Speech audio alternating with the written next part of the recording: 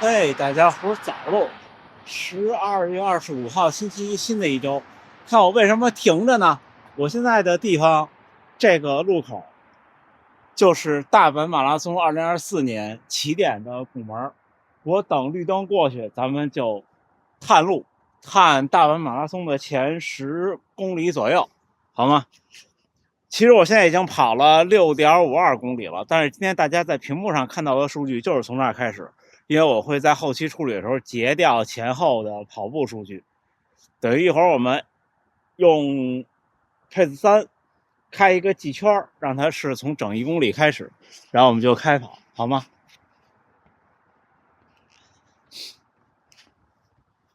你们看，出发的时候是一个下坡，就这个地方基本上就是大阪城相对高一点的位置了，不是最高的位置，外边这一圈路，所以开始一直是一个下坡，然后路的宽度也还行。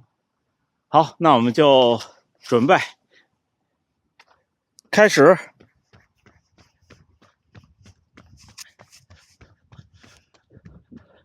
这边是他们一个当地政府的一个楼。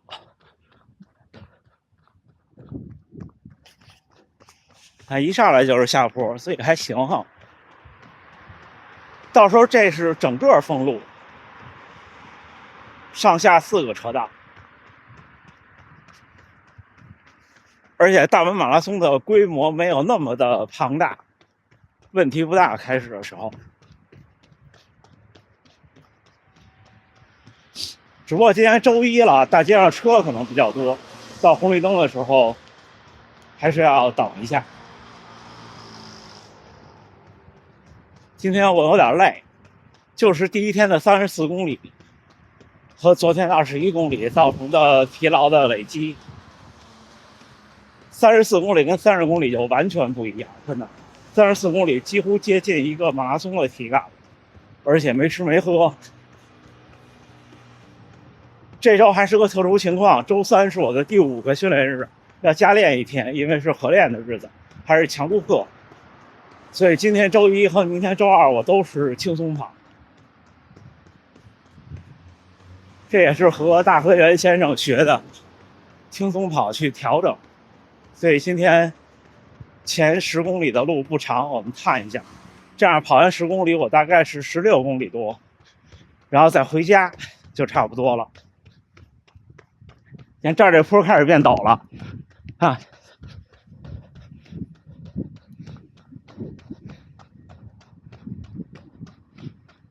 这儿这个坡已经有点陡了，可以迈开腿了。拐过这儿看的比较明显，看见没？一直到前面那个算是个3岔路口嘛，到那儿几乎坡就结束了，下坡就结束了。所以起跑还是比较容易冲出去的。但是这种路线呢要小心，起跑不要一下也太猛，万一有摔倒的、受伤的、剐蹭，很危险，而且容易岔气儿。如果热身不充分，起跑太猛，再加上下坡的话，是有可能岔气儿的。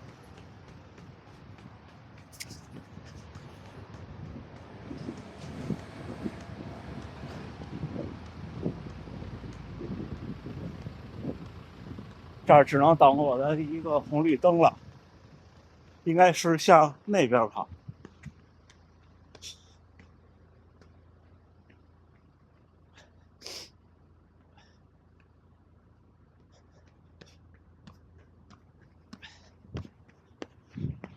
看前面就是一条大直路，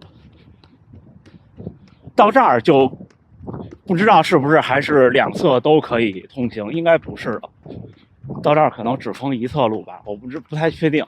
官方有一个探路的视频了，但是是在别的平台上开车探路的。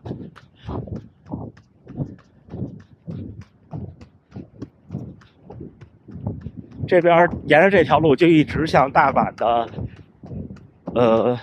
北偏东方向开始跑。边上的列车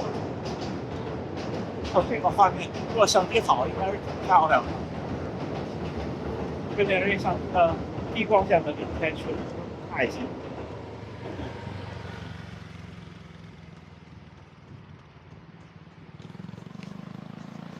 还有一个好消息，最近有一个我挺喜欢的品牌，有一个评测的东西，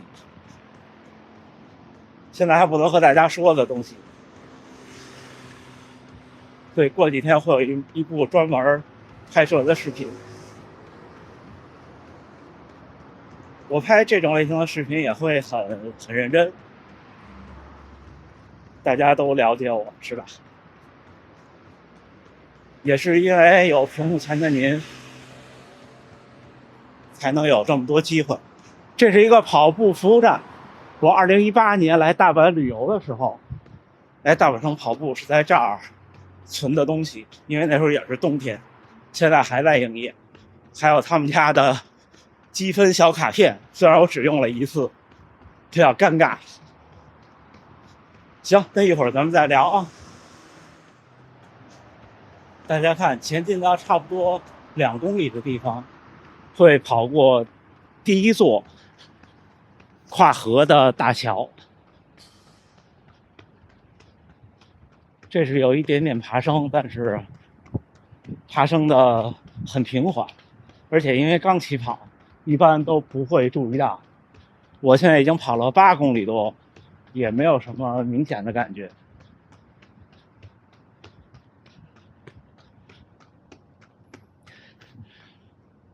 像这个桥底下两边都是跑步的绿道，夏天的时候还跟这儿跑过步。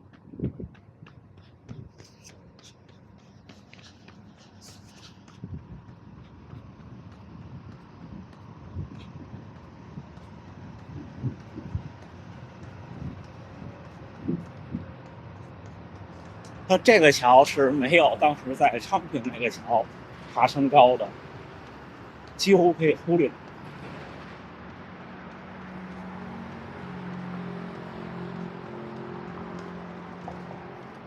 因为大阪市内是有河流过的，河挺宽的。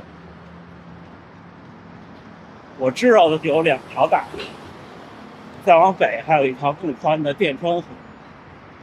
哎，现在正好2公里，2公里是在这条桥的中间。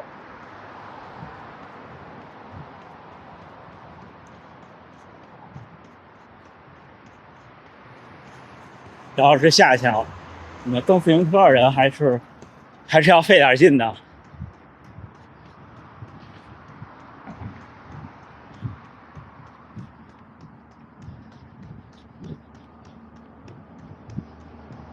然后我左边就是这个建筑，就是大阪看樱花最有名的那个地儿，造币局，大阪的造币局。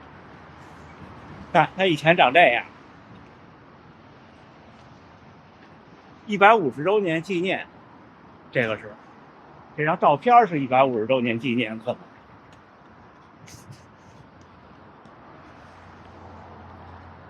是个挺有历史的建筑。现在已经变成了造币博物馆。看，造币博物馆，古钱研究。有活动现在，入馆无料，就是免费入馆。造币局150周年，那就是到现在是150周年，但还没有这边有的饭店年头长。我看看地图啊。对，然后我们跑到前面的大路口右拐。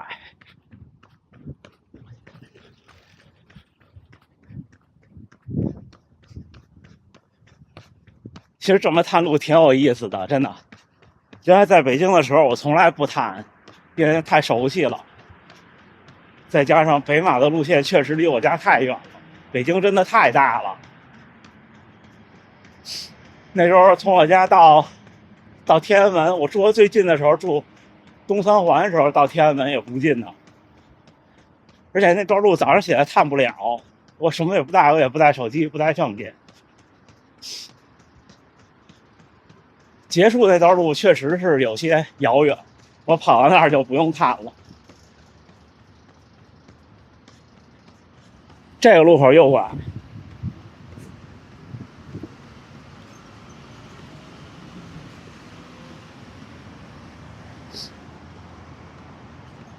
那看来又要等红灯了，我先过这个马路，看看确认一下就对。对，这个路口右拐。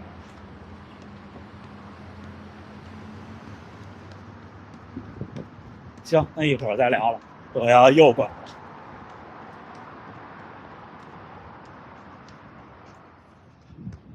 经历了一路北上，现在我们就要向西拐了。前面这口左拐，一直拐完以后，一直跑到天神桥那条街，然后就一路向大阪的南侧出发。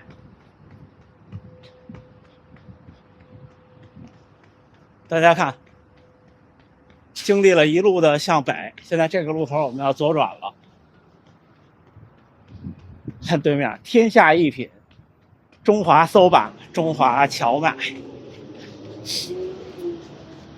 看对吗？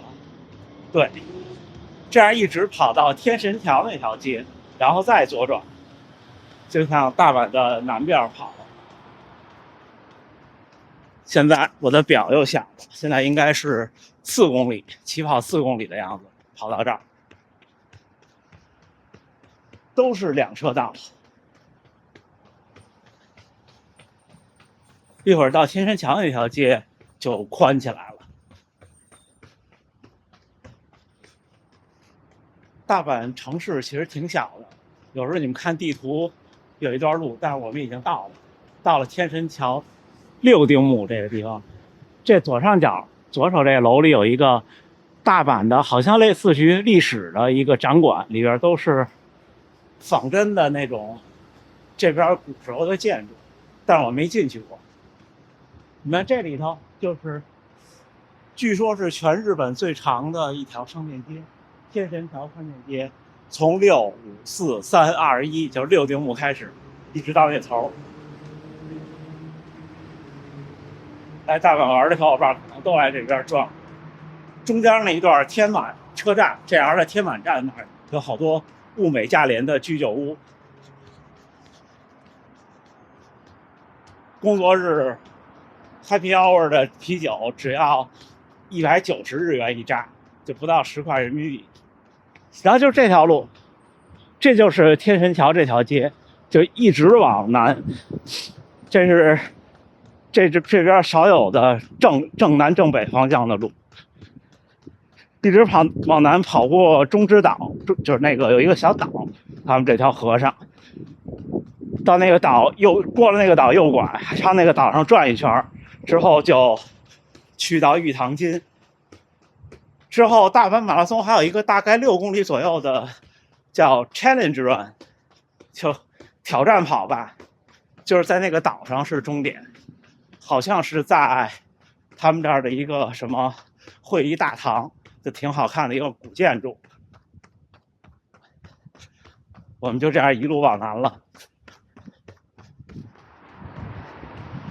大家看，过了7公里，现在我跑了13公里，咱们是从6公里开始，这是下一座桥了。这个桥比刚才那个桥坡的斜率要大一些，坡度要大一些。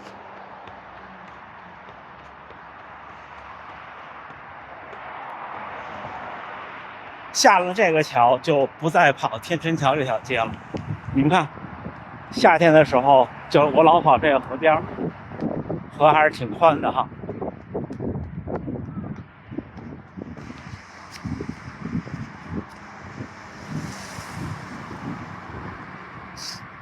比赛的时候跑到这儿7公里多，这个桥的坡度应该就还行，有点像北马过了军事博物馆再往前的那个桥，距离上可能也差不太多吧。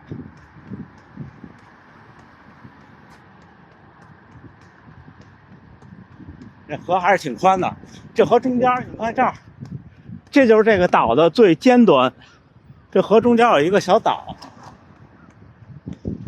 但是不大。我们要在前面的红绿灯右拐，右拐之后呢，到那边以后到岛上兜一圈，之后就上玉堂津那条主干道。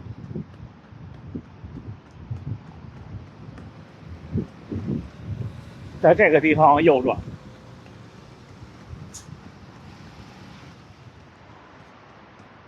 前进到8公里多，我们要右转上岛了。刚才我跑过这一条街，你可以看屏幕左上角的地图。这条街有好多临着河、景色特别好的咖啡厅。在这个口。其实我左边这条街就是玉堂津了，但是我们要在岛上绕一圈。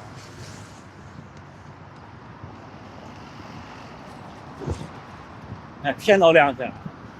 到这个岛上建筑都是这种，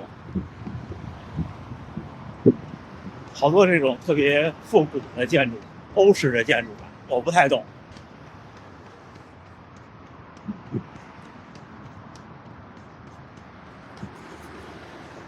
看这，这是大阪市一所，就是整个这个市的 City Hall。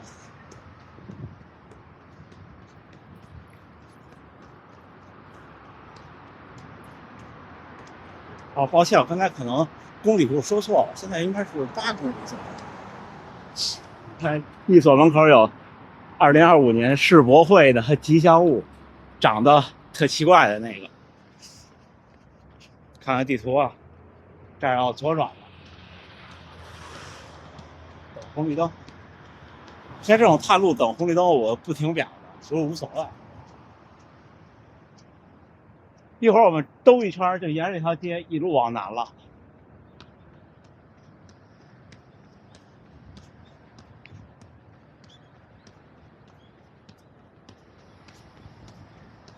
我拍一拍这个岛，这岛上还是环境不错的。有时候周末来，但是现在天冷了。那时候周末来的时候，有的时候就刚才那一排咖啡厅临河那一面是户外的，环境还不错。因为我从小在北京长大，水系不多，很少有这种风景。连这个岛就是这边，我右手这儿这栅栏下边就是河了，所以很窄的，就一个桥的宽度。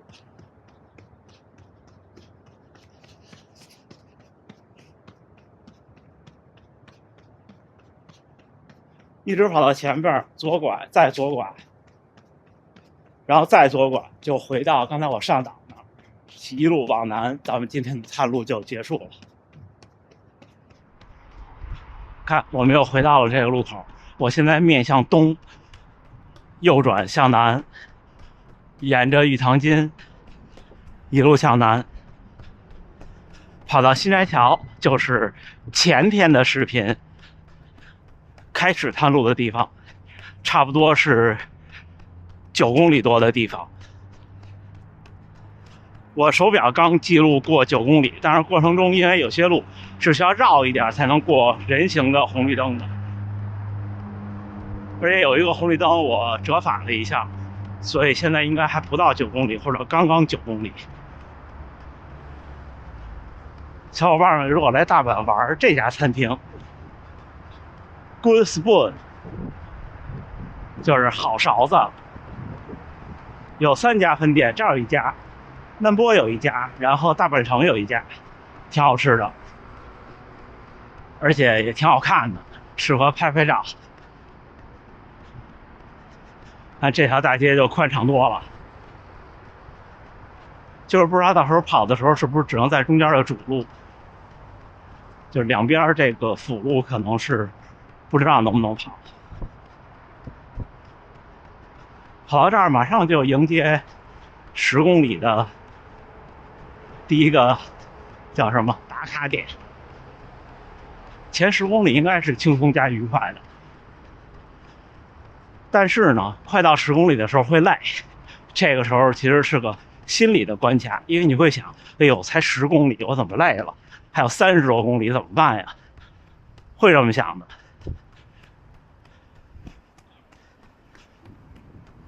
所以我说，我特别建议在8公里到10公里之间吃第一个能量胶，越早越好。一般我的感受是，吃过能量胶以后，大约5到10分钟，身体就会有感觉了。当然，前提是我说的，练得多了，对身体感觉敏锐一些。这样正好你迎来快10公里的时候又有劲儿了，感觉不一样。我有时候视频中会有这条大街从反方向跑过来的画面，这条大街两边有这种，我不知道是不是铜，就这种雕像，艺术雕像，各种不一样的。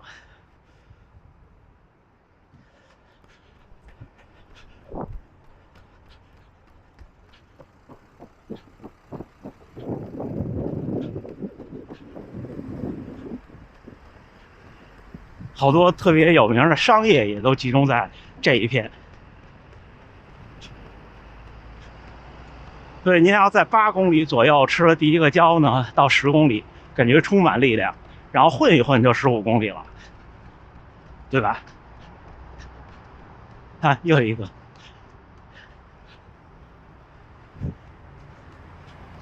之后混到17公里，你就会想1/3了，好快了。这小人有意思啊，这不知道是什么人物，有没有懂的小伙伴？还带了一个圣诞老人的胡子。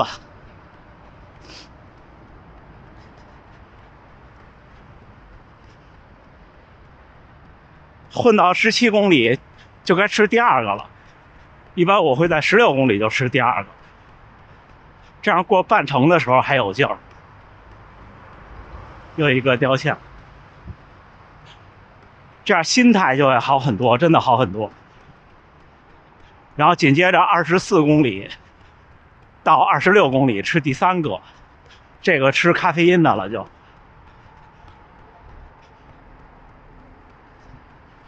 这样的话，吃完这个咖啡因的，对我来说就能顶到30，到30就什么都不想了，对吧？到30就想着马上就胜利了，有那种一往无前的感觉。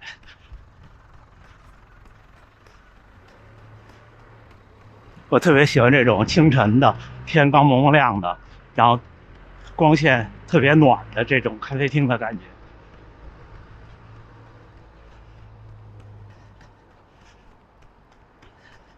之后跑到36公里可能会非常难受，所以我的建议是在33公里继续吃咖啡因的能量胶，并且我会含一个电解质的片儿在舌头根底下，一直坚持到38公里。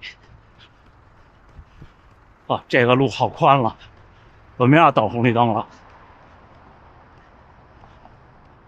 我不停下来了，咱们绕一绕，因为马上就结束了。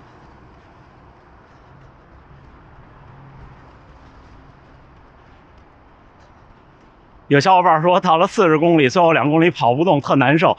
我觉得到了40公里应该是最开心的时候，甭管跑动跑不动，除非您离您的目标成绩有距离，而且差的不多，就比较难受。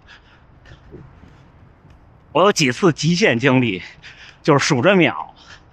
你看我的首马是4小时29分40多秒，第一次破4那次是3小时59分40多秒，都非常极限，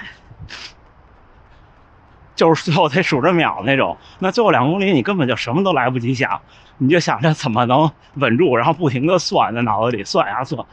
这时候可能理科生占便宜了哈。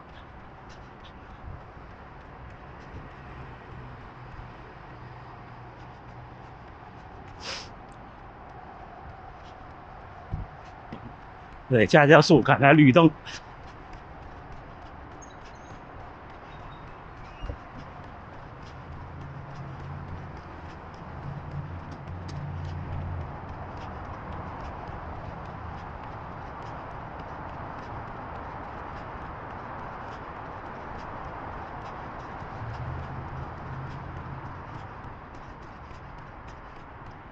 成功！有时候在城市里跑，就这特有意思，赶红绿灯特有意思。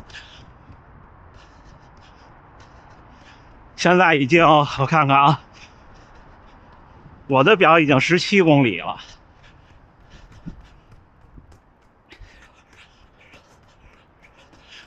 也就是说，我的表其实已经跑了将近10公里，9公里多了。实际上，我们应该是多跑了400米左右。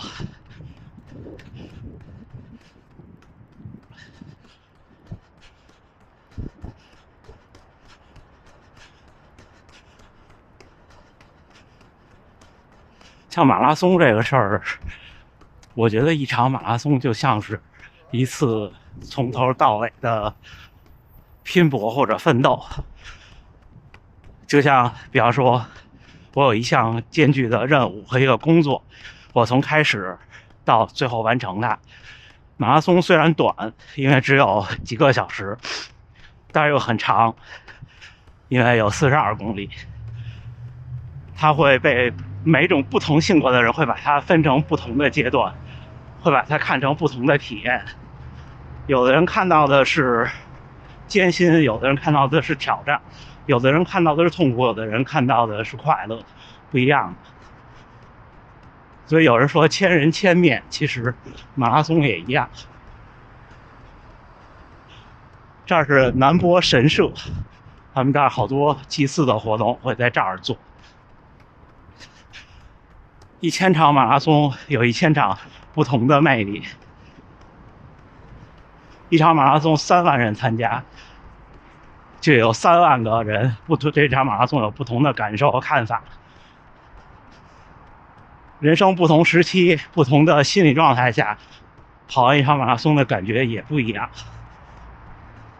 马拉松虽然不是随随便便就能够体验的一项活动，但是如果屏幕前的您有幸真的可以完成一场马拉松，有这个能力，有这个机会，那我觉得无论一生是就跑一场，还是人生100马，100、200的100，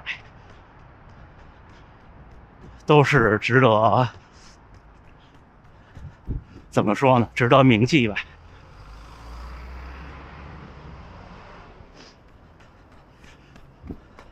我们马上就要到达今天探路的终点了。这前面的最大的十字路口，就是前天我探路大阪马拉松后32公里的起点。真正的大阪马拉松到达这儿，应该是马上10公里的样子。行吧，那我们就一会儿训练之后见。我还要跑回家，加油干，加油干！